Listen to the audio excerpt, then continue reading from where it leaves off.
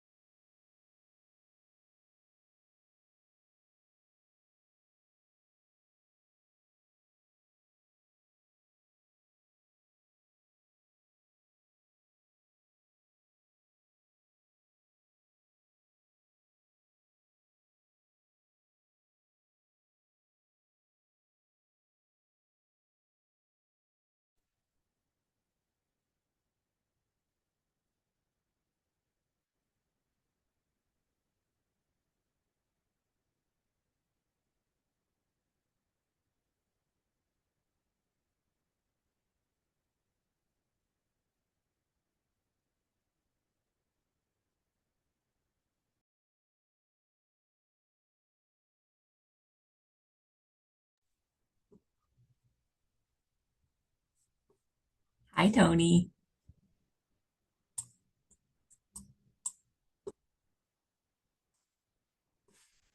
Hello.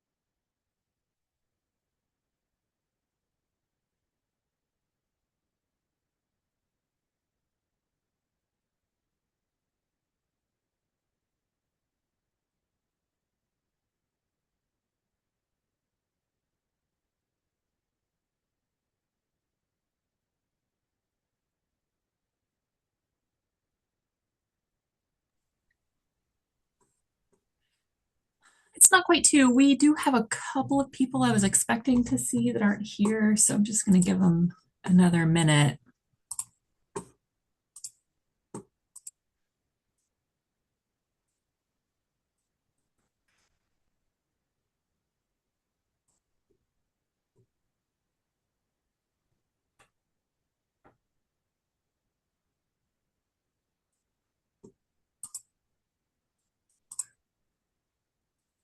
Well, I showed it's two, so I'm going to start talking since that's what I love to do. Um, I feel like I see some new people, and then I wanted to clarify something because sometimes people come to the meetings and everyone is welcome, and we want people to come, but also you're not required to come. So it's really kind of you to put your name in chat so that we know you're here, but we're actually not one of the committees that takes attendance because this is an ad hoc committee. So the people who are here for I was going to say they love reports, but I'm not sure that's true. I would say that we are invested in reports, um, or we're people who are like looking for help with reports, and we want as many people to come as possible. But you should never feel like it's a chore that you need to tick off in a box. We all have a lot of required meetings. I just feel like in good conscience, I should let people know that this isn't one of them. So,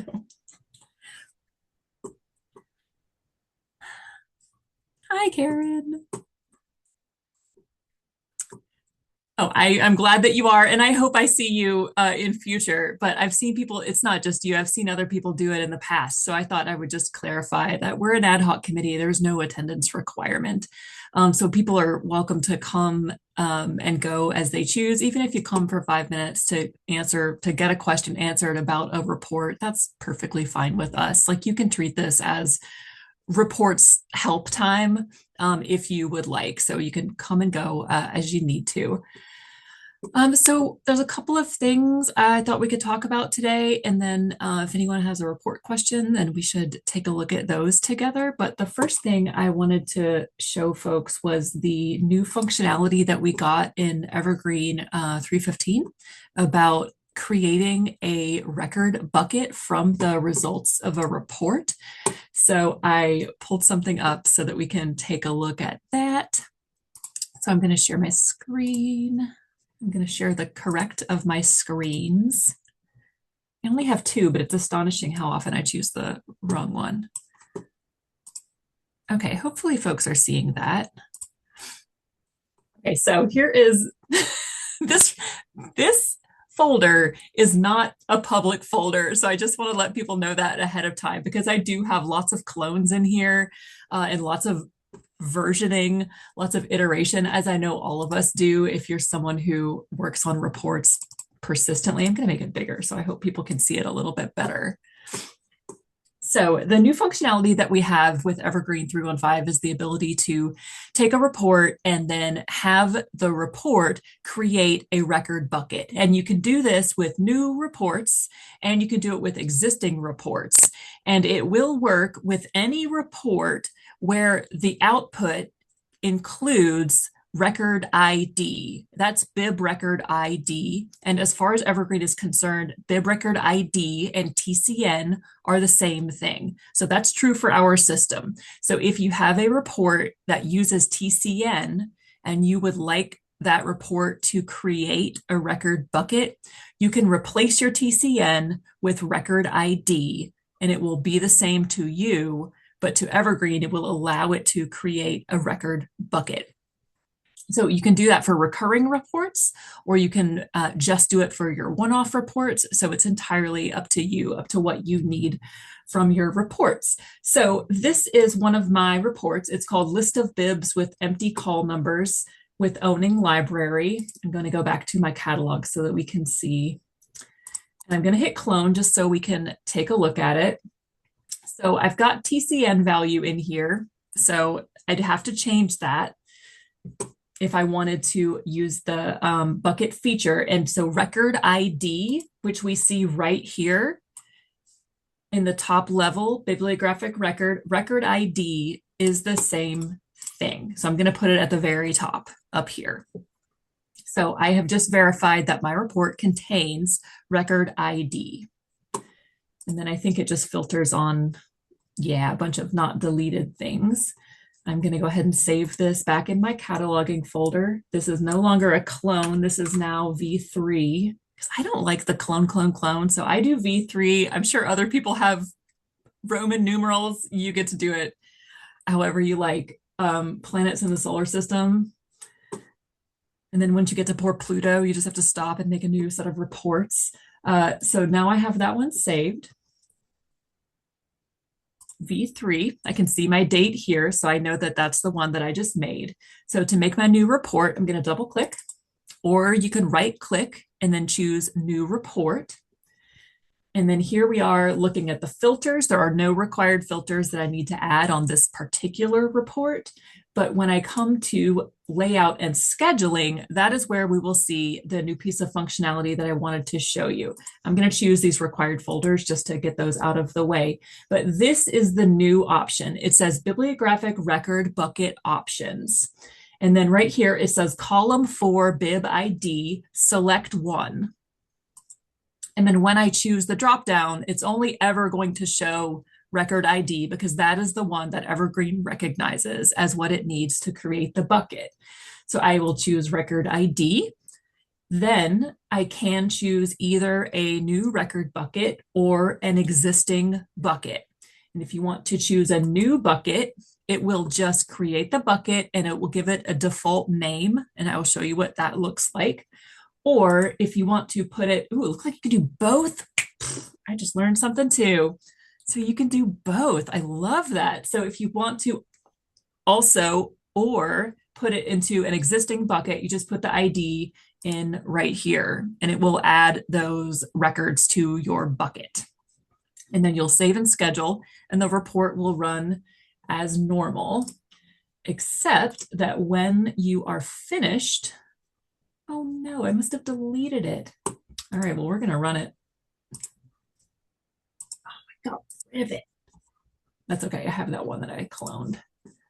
All right, we're gonna go back to reports. We're gonna go to my report that says now with bucket, because that's what I called my new report. It is called List of Bibs of Empty Call Numbers with Owning Libraries V2 now with bucket. And I've got some, oh, I've got an error. Of course I do. Who doesn't have an error? I'm going to edit my report, layout and scheduling, new bucket, cataloging, save and schedule. That's going to be a quick one. There's not that many bibs in it. So I'm going to let that one run while we are discussing. But the record bucket will say something like, automatic bucket created by report number something. Like it has a very automated name, which you can then edit to be whatever you would like.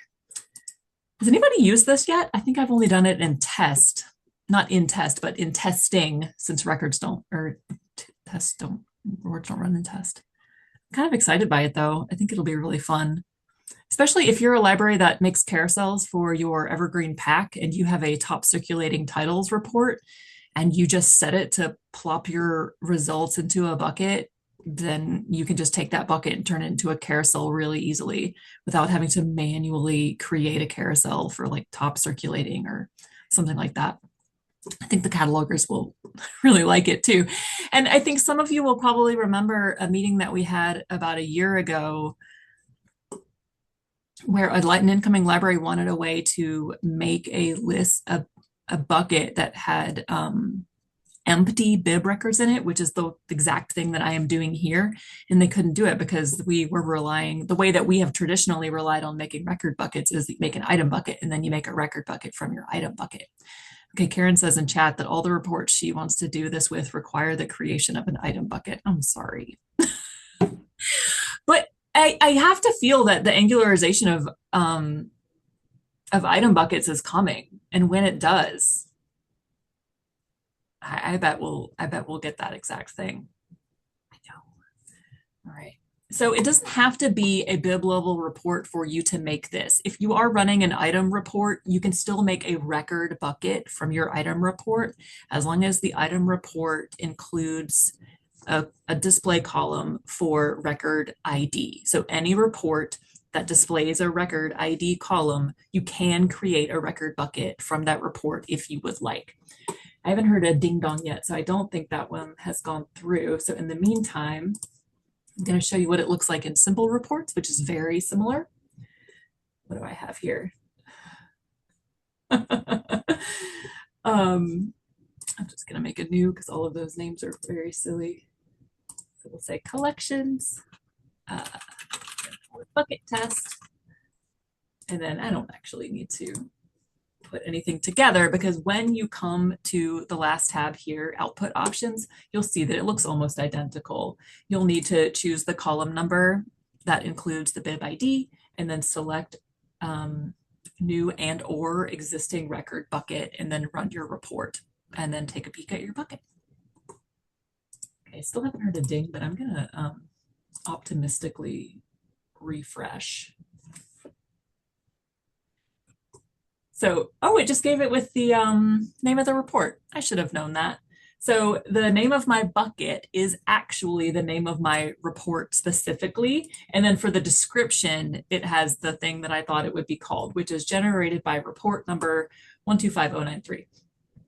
Oh, my report must have been empty because there's nothing in it. Maybe I deleted those already. Still, it created my bucket, so I'm very excited. Maybe it makes the bucket first and then adds things.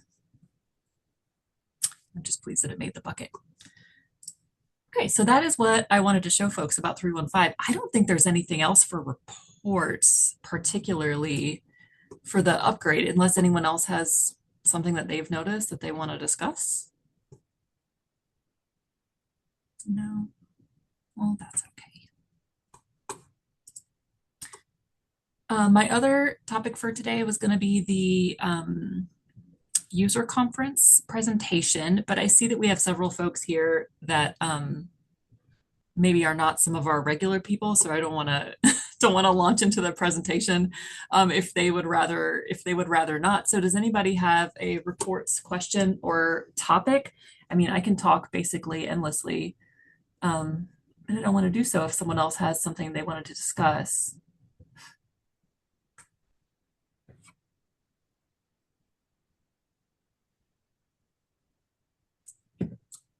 I'm going to talk, but people should feel free to interrupt me on chat or on video. So I have come onto a conundrum, a situation, and I was hoping to run it by the group and get thoughts on what we should do, because I know that we've run into this before. So when we moved to aging circulations, most of our circulation reports had to be rebuilt using the aged and active circulation source instead of just circulation, because we just needed to use a different source for the reports to make sure that we were pulling all of the correct information. And that has been a challenge, I think, for the committee to get the information out there and to let people know that they need to be looking at the source for their reports to make sure they're getting correct circulation info and they're not missing any information. And I found another report last week that is not correct, but it's one that has been widely shared. And I am trying to think of if there is a process or a procedure or what we can do to get the bad report, to make it dead and to replace it with a correct report. And the report that I'm talking about, it's actually one that we were given when we first got started. And I'm embarrassed because it took me a really long time to figure out that the report wasn't doing what I thought it was going to be doing, but it's this count items deleted in last month. And I have quite a few of them because I was doing a lot of testing with it. So I'm going to clone the template so you can see that it shows me just the number of items that have been deleted by my library or libraries. It includes the shelving location and the price. So if your library is one that runs an annual audit and you are running either monthly or annual reports to show what has been added to the collection and then what has been removed from the collection, you may have a report like this. And I run it every single month. And then Karen and I noticed a discrepancy. She was running a very similar report and her numbers were higher than mine. And I was just racking my brain about why that could be. Oh, this is the one I fixed. And what I found when I really dug into the report that I was given is that my report was relying on call number deleted instead of item deleted. And where I saw that was here. So is deleted, the most effective way to get to this would be to choose item. And then right here, there is a Boolean for is deleted. And that is something you should be including on basically all of your reports, unless you specifically wish to see deleted items and bibs. And you'll notice that this box is not clicked, even though I'm in the filters tab. And that's because the is deleted that has been included here is for the call number that the item is attached to, not for the item. So if the call number for an item was deleted, then that item is on my report. So it is missing items that were deleted, but whose call number were not deleted. So basically, if the item was a duplicate at any library, it was not being counted on my report. So I was having an undercount for the last long time, since October of 2024. So I will be doing some retroactive fixing on that. But if you have a deleted item report, I want to encourage you to check this. And then what I did was, then I thought, is anyone else even using this report? Maybe this is a one-time mistake. So I used my search in reports to look for items deleted. And then I can see a few reports here that were made by various people. I'm looking on the right side here because there's a particular one that I wanted to find. Let's see if I can.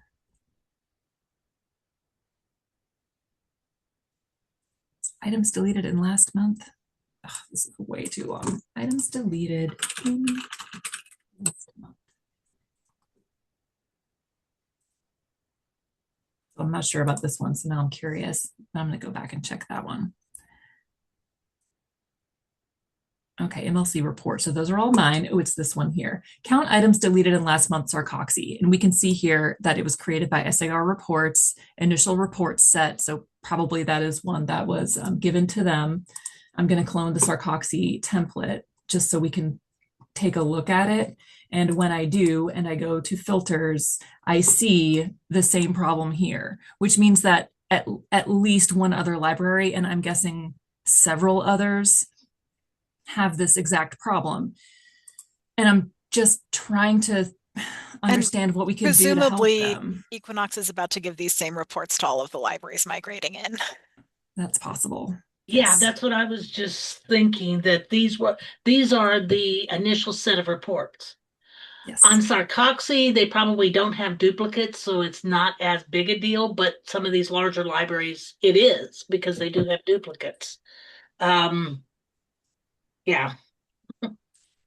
So I guess first step then, I'm just going to take some notes because first step sounds like contact Equinox because they have control of some reports that we simply can't touch. So contact to fix it. So that'll stem the flow in. And then, I mean, then we need to identify who all has a report that looks like that, but we can only see some of them. I can only see this because Sarcoxy has shared their folder. So we could contact libraries individually if they have shared their folder. And I'm just trying to think, even if I was to send a request into support, I'm not positive. I'm not positive that this is a question they can answer because I would say, need you to show me a list of the reports which use this particular source that have this exact file path.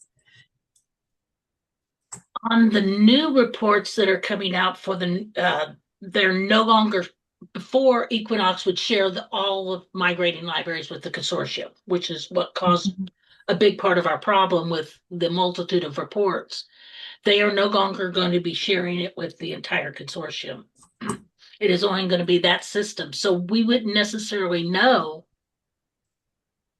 I mean, Equinox can fix their report on the initial set. Right. But yeah. I was going to look at, there was one, here we go, mech system specific. I wanted to look at that one. So, because I feel like even though it is tedious, in a way, the most effective thing to do is literally look at all of the ones which are public and see if we can identify if they have this particular issue. Rats. Okay, so I'm going to contact Equinox because they own this one and it is called mech specific reports. So I am feeling sure that other libraries are cloning that one. I'm going to find that folder name again, mech system specific reports.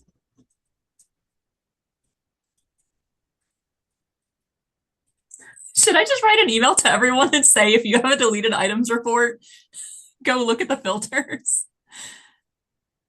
I mean, for real, if anyone in this meeting, would you, if someone at your library received that, would they know what to do with it? I'm not sure people feel confident about checking their sources. I mean, it wouldn't hurt, like Tony is saying, it wouldn't hurt. Probably 80% would not know how to check their sources. Okay. So, and then that would be something, I mean, it would help us with the aged and active circulations issue too, if we could get folks to check those sources and to check our file paths. Yeah. But if they didn't know how to do it, and you could say, if you're unclear, send an email to this generalized report listserv, which would publicize that, because that's brand new, right, Colleen? You just like made that a month ago or 2 months ago, that it would just like let everybody know, look, there's this thing here. Now, they may not use it for this or whatever, but it might be a great way of subtly advertising that there is a reports committee of people that are willing to help answer your questions. So it might pay off in the future to do that. Yeah. I like it. I mean, we've got a lot of the legacy libraries that are still using the reports in their own folders that they've used all along, which does not include the aged circulation, which is whenever I was testing some libraries for that PLS report, I was coming up with much, much higher numbers than what they had because they were not using a age circulation report. Yeah. I don't know if this is a dumb question, but are there other reports, like I'm thinking adding items that could be using that same like call number verse item number? I don't know. So I do not think that is a dumb question at all. I checked that on mine and did not see the same issue. So I'm going back now to my Equinox Trainer reports package.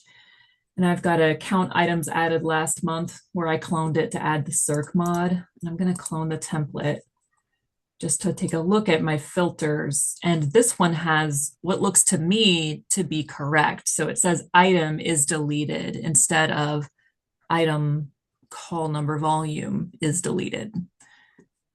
I mean, I think checking the file paths is never a bad idea. This one doesn't appear to share the same issue. which makes me hopeful. And it's using the item path for the creation date too, not the creation date for the circ or not circ, call number. So that one looks good. Yeah.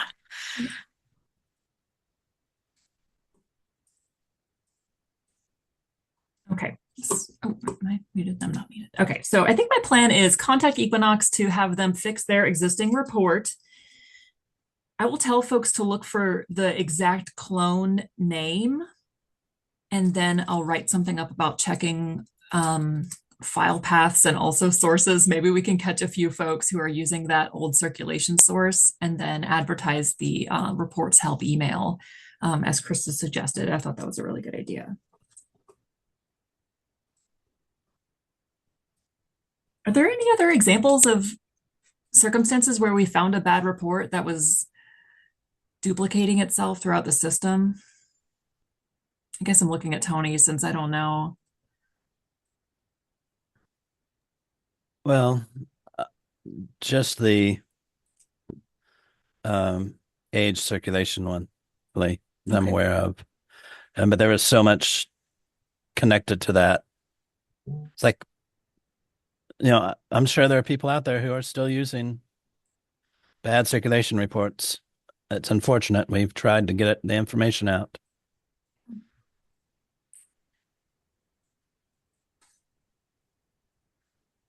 I mean, I think that we made real strides last year, Tony, when you did that presentation about the PLS survey, about specifically which reports to use. And we are 6 months away from needing to do that again, but maybe we can catch some new folks this time around. I mean, Colleen seems to indicate, like Colleen's research would indicate that people are absolutely still using those. They are definitely still using some eight.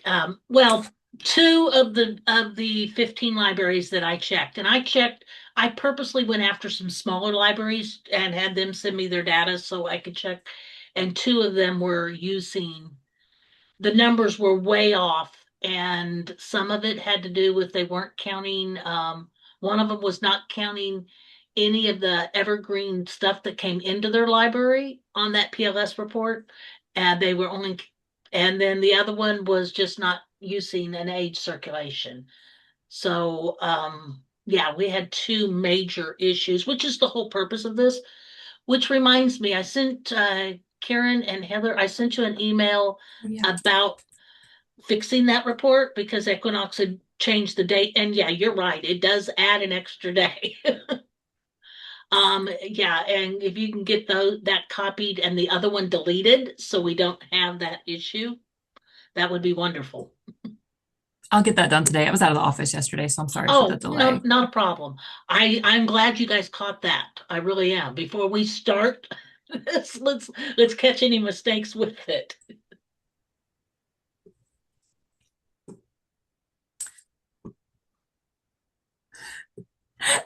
For this to be just like Heather's reports discussion hour. I mean, I do have something else that I've been looking at today that I don't have any answers on. And so I don't know if folks are interested in it, but I'm happy to keep talking about things which I have seen this week that I'm curious about. It is, ooh, this is it. Okay, it's for inventory reports because the MLC libraries, many of them are getting settled now. Kirkwood has kind of led the way on inventorying their collections. We're RFID, so we have one of those wands that we get to wave at the shelves. And then we have reports that we run afterwards to try to snag things that didn't get scanned that we think are supposed to be on the shelf. So I created a report, Karen created a report. They are giving, again, different results. And I have isolated it to this file path. Because I have been using item latest inventory date, which is different from item inventory date.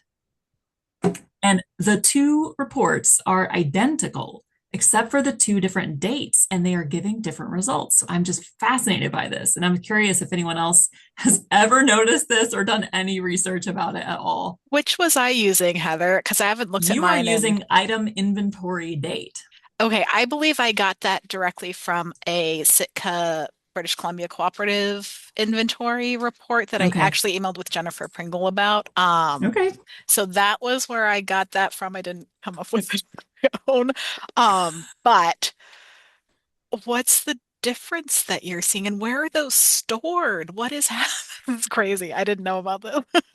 I am having items that don't have an inventory date not show on my report. So my report is showing things where the inventory date is way out, is way old, but it's not showing null inventory dates. And so that's kind of where I'm at, but I'm about to do that thing that you do when you're running a report and you don't know what the things mean, where you just add every column to your display and run it to see what happens, and then go rooting through the item record to see what you can find. So that is where I am at with it. It's useful to know that that came from Sitka because they are S tier. They're good. Yeah. Or does anybody here already have an inventory report that they use and trust? I would just be curious to look at them.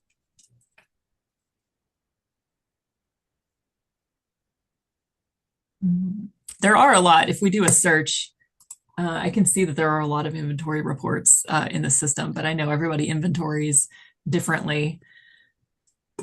Yeah, I feel I need to check my inventory reports now. See, my report must be empty because there is nothing in my bucket, which is still making me sad. Tony, I'll be curious what you find. I will say, pulling up my inventory report, which I haven't looked at recently, I do know I had trouble making it because the title of my report is Kirkwood Inventory Report, the only one that doesn't fail.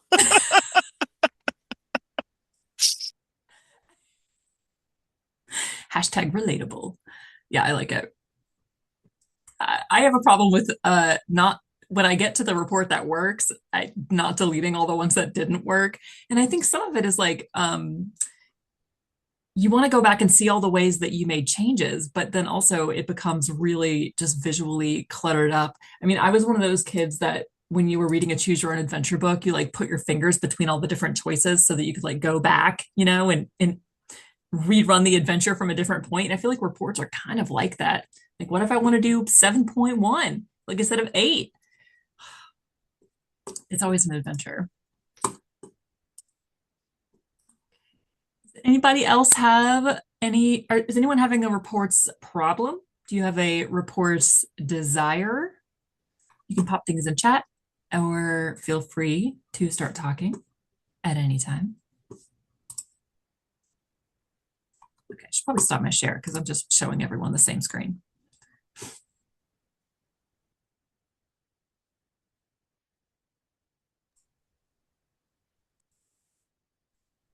I think everybody got muted just a second ago. It said host muted me.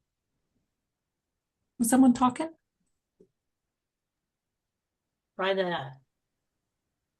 Hi, this is Regina. There, are you unmuted now? Okay. I did that webinar yesterday from Library IQ, which would be a reports module.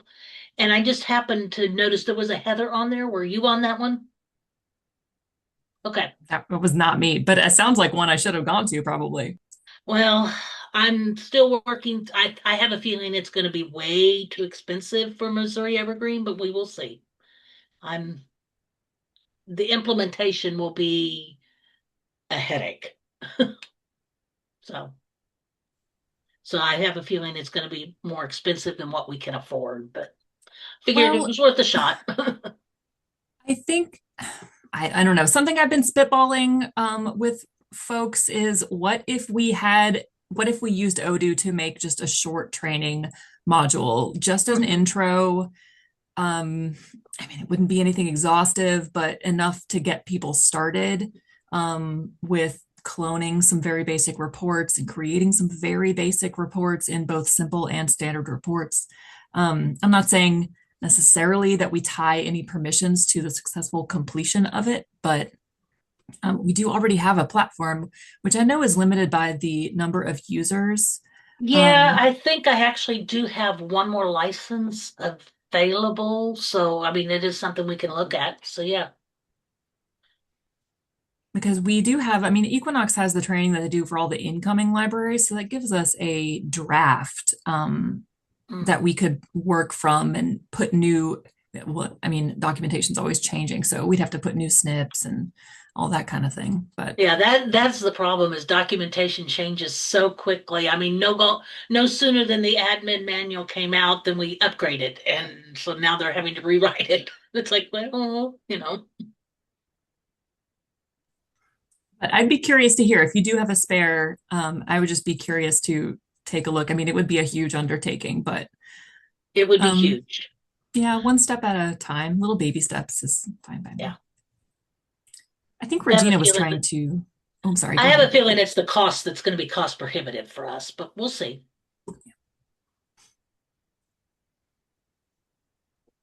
Regina, do you want to take it away? I'm sorry we cut you off before.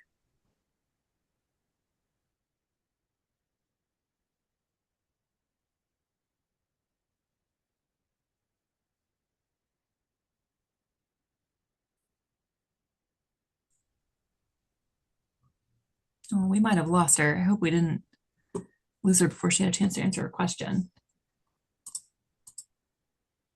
Oh, Tony has put in chat the inventory report we have at Poplar Bluff does not take into account inventory date and filters, so we should be good. Excellent. You guys are RFID, aren't you? Of course you are. Sorry, I knew that. Yeah.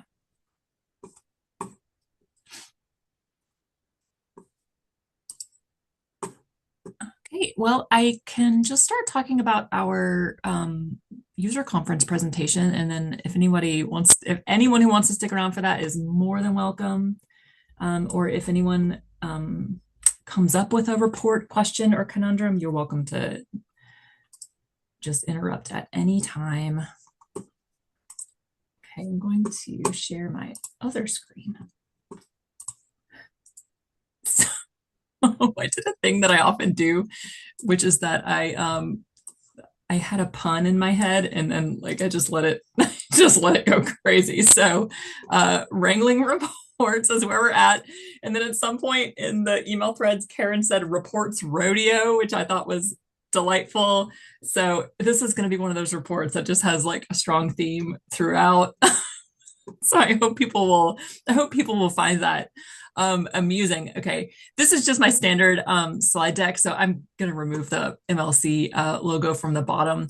But we're evergreen colors basically already, so that'll be fairly simple to fix. And then just a little bit here about housekeeping. So this is what I had basically said that we were going to cover. Searching for templates, cloning templates, how and when to share, organizing your folders, tips and tricks, and best practices. Krista says exchange the MLC logo with cowboy boots. Yeah, I might do that.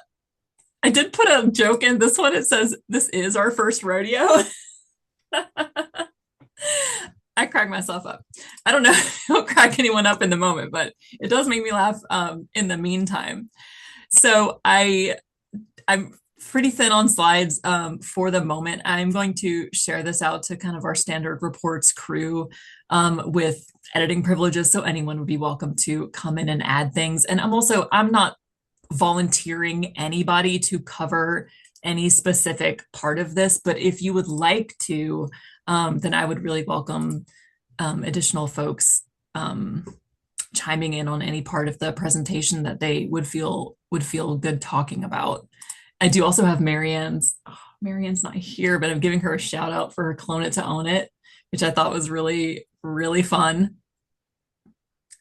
I've got some FYIs that I thought were helpful hints. And then I do have a brief bit in here about the new 315 capability. And then I added a cowboy hat to this cat. I feel like traditionally you just have to have a cat in your presentation. So it's a 50-minute presentation. I am figuring there will be a lot of questions. I am hesitant to rely on the ability to get into the system live, just in case something goes awry. Plus, if we focus not more on the slides, but if we have more slides, then I hope it will be more shareable afterwards for people who weren't able to join us in person. So this is where we're at. We're 13 slides deep. It's a lucky number. And we have a month and a half. We are doing awesome. And then Tony was kind enough to share with me the trainings that he has done on several of these topics. And I thought it would be a good opportunity for us to look at some of the best practices that we had put together. This was quite a while ago, but I still think that we put together a really nice set of best practices, like naming conventions. That if it's a shared folder, we should be using like a specific kind of naming so that other people can know what it means, so that when you see it in a list of templates, you might know what that is.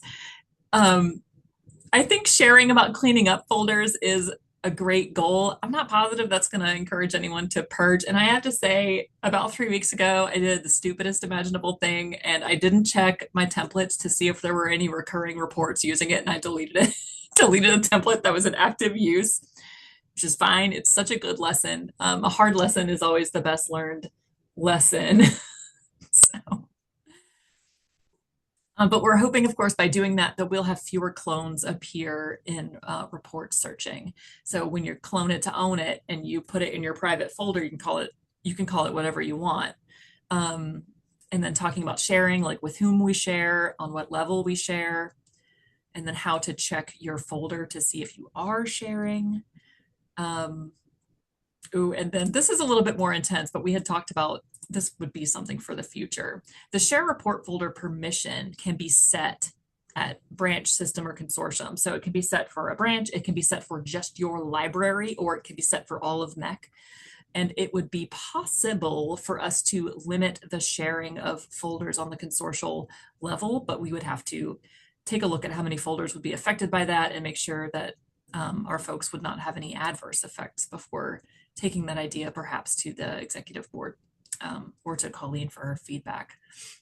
But that would really limit the number of templates that we see in searches. And the goal would be that templates you see in searches are vetted templates that use correct sources and kind of good paths. I mean, there can be multiple good paths, but there are definitely bad paths also. Heather, you were at that board meeting that went off the rails because of an hour-long search on that, what I thought would be a very simple thing. And so I kind of backed off and said, okay. Reports are, I know. I think reports are scary, and it's hard.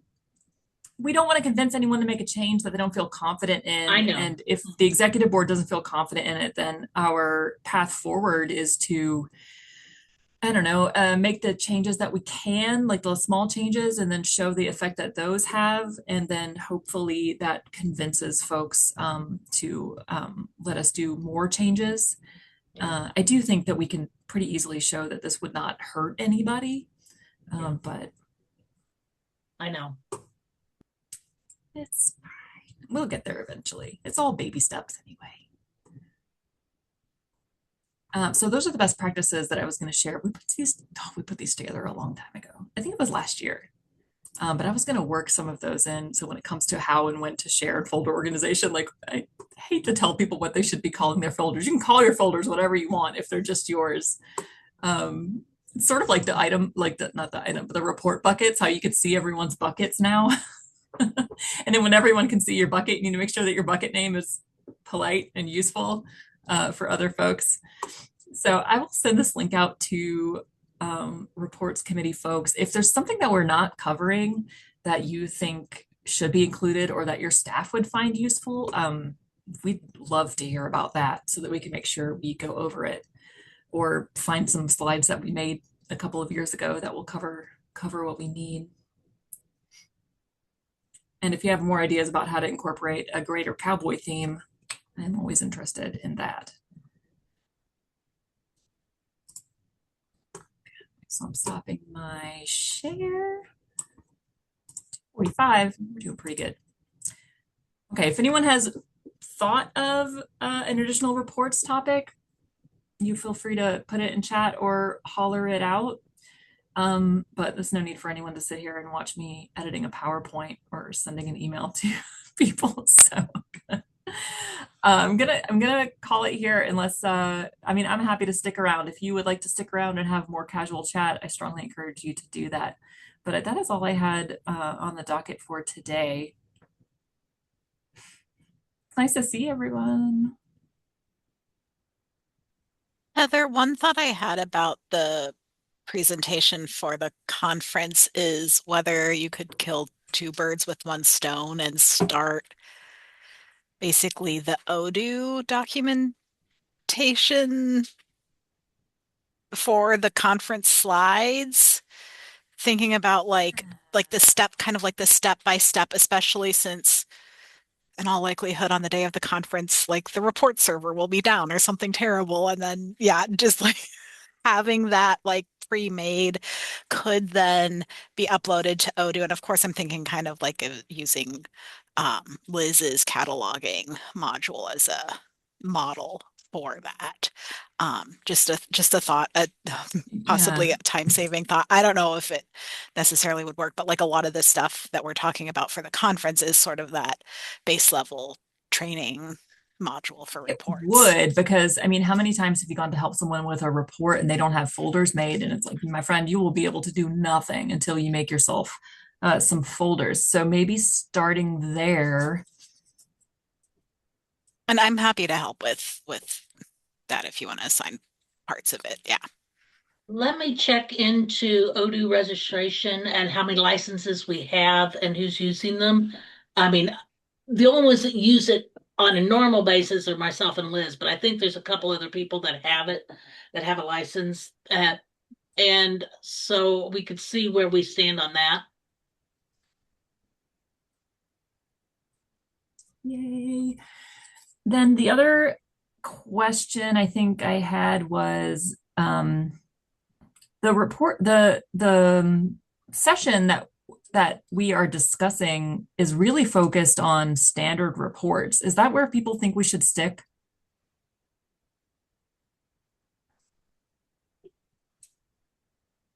I'm kind of torn on it. I do think most people will find simple reports to be more friendly if they gave it a go, but it's also slightly more intuitive and it doesn't have the same folder organization and sharing problems that standard reports do.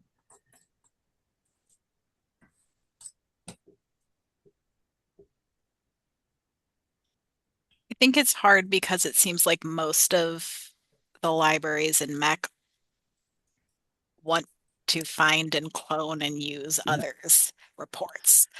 And that's not like Simple Reporter is really for starting from scratch and doing it on your own. So while it is easier to use, it's not the use case that most of our libraries are using reports for, if that makes sense.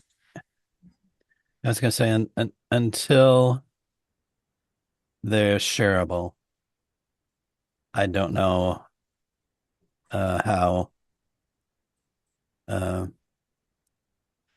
universally effective the simple reports is going to be. But once it goes shareable, I mean, I think it'd be great. They're sort of shareable. Like you can clone your report and then send someone a URL. And then if they save it, it becomes theirs, but it is a little bit Yeah. floppy as a process. And there's not But I that hear, library of, yeah, yeah. that's true. Those are very good points. All right, so I think we'll just stick with standard. And then maybe next year we'll do a simple reports training. Even though it's simple reports, it's almost more advanced because it's for folks who really do want to like play in the sandbox. There's more like guardrails, so it's harder to go awry because you've got fewer sources and you can't drill down as deep and you don't have to navigate the file paths. And That you're not doesn't going make to it run into easy. words you've never seen before as a source. I mean, I'm not against the simple reports training. I've done them. Yeah, Uh, next um, time. yeah. If it's just a matter of how much time you have and what you really want to get across. I think splitting our effort on this will not, I don't know if it will benefit anyone if we move too quickly from one topic to another topic. So I think Karen and Tony, that you are correct. We should And I think your just keep our outline focus on standard. looked really good for the, what you plan to cover. But I liked what you had said about like thinking of this as the skeleton for a possible future training. So it makes me want to go back and look And at other trainings we and might look at get other some consortium. live feedback too from the conference that would also help then kind of steer what the training looks like. Steer? I'm writing that down. Steer the training. Oh, I'm gonna make a slide that says that. Oh my I'll wear gosh. my cowboy boots to the conference this year. Yeah, I think you all need to wear hats and yeah, the whole thing. If you're from the desert, you legitimately own cowboy boots. They're my fancy cowboy boots that I wore for my wedding. I was gonna say, are those the ones that you wore for you? Oh, then we can ride off into the report's sunset. Okay. Okay, well, 2:50. I feel like we were going to wrap up by 3 anyway. Oh, we just lost Regina. I feel bad because she was trying to talk earlier, and I'll send her an email later to make sure that whatever she was going to say, we get back around to it eventually. So yeah, anybody have anything else? Any burning questions? Any issues? Statistically, we have a lot of Heathers in this group, which I really like. One day I'll stop commenting on it, but it's still a novelty to see my fellow Heather. Well, yeah, in that case, happy Thursday, everybody. Our next meeting is April 9th at 2 o'clock, which is after the general membership meeting that morning. And then we'll still have 2 more weeks after that to put the finishing touches on our presentation before we take it to the think of what they call it. Where are rodeos held? Take it to the, you know what I mean? The arena? Is it an arena? I'll come up with a better. I'll come up with something Arena. better for that. Yes, arena. Yeah. Okay. Haven't been on a horse in like 20 years. Anyway, it doesn't matter. That's an offshoot. Okay, it was really lovely to see everyone. And yeah, if you have a reports question, you can always email the reports help people. Bye, friends. Have a lovely Bye. day. Have a good See day. you soon.